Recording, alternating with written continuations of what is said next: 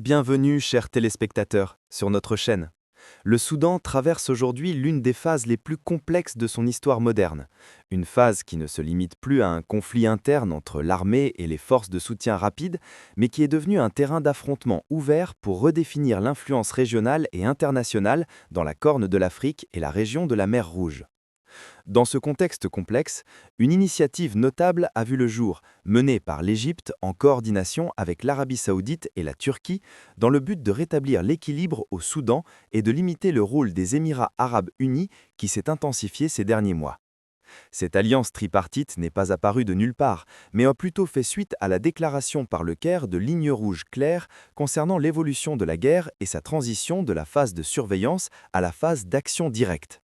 Ces dernières semaines ont été marquées par d'intenses réunions diplomatiques et des visites réciproques, aboutissant à un important contrat d'armement entre l'armée soudanaise et le Pakistan, une initiative visant à renforcer ses capacités militaires et à empêcher l'expansion des forces de soutien rapide.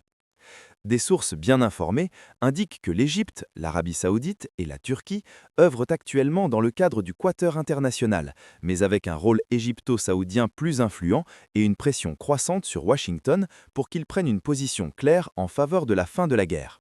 Ces initiatives récentes témoignent également d'une volonté de progresser sur 4 fronts parallèles: mettre fin à la guerre, intégrer les forces de soutien rapide, acheminer l'aide humanitaire, puis lancer un processus politique visant à rétablir la stabilité au Soudan, ouvrant la voie à la phase de reconstruction.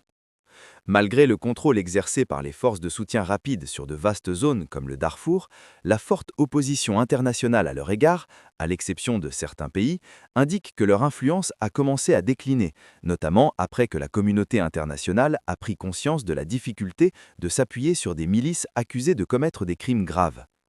D'autre part, des sources diplomatiques s'attendent à la relance de la plateforme de Jeddah et au redémarrage du processus d'intégration des forces de soutien rapide selon les mécanismes de désarmement, de démobilisation et de réintégration, ainsi qu'au développement de l'armée soudanaise pour en faire une armée professionnelle capable de protéger le pays.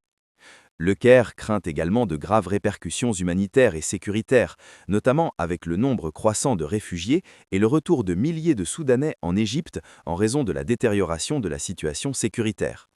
L'Égypte cherchait à empêcher que le conflit ne s'étende à de nouvelles régions et à maintenir un équilibre des pouvoirs qui empêche la division du Soudan et épargne à la région une explosion de plus grande ampleur. Au vu de ces développements, on évoque la nécessité de former un axe arabo-islamique pour contrer les axes de soutien aux milices et aux gouvernements parallèles, notamment face aux initiatives israéliennes, éthiopiennes et émiraties dans la région. En conclusion, il apparaît que le Soudan se trouve aujourd'hui à un tournant décisif et que les initiatives régionales et internationales détermineront la forme de la prochaine étape entre la poursuite de la guerre et la conclusion d'un accord politique global qui rétablisse la stabilité et le rôle régional de l'État soudanais. J'espère que cette vidéo vous a permis de mieux comprendre ce sujet d'actualité. N'oubliez pas de vous abonner à la chaîne et d'activer la cloche. Partagez cette vidéo avec vos amis qui s'intéressent à la politique internationale. Likez cet article si vous avez apprécié l'analyse et donnez votre avis dans les commentaires. L'Europe cédera-t-elle vraiment le Groenland facilement ou résistera-t-elle? J'attends vos commentaires avec impatience. Merci du fond du cœur et à bientôt dans la prochaine vidéo.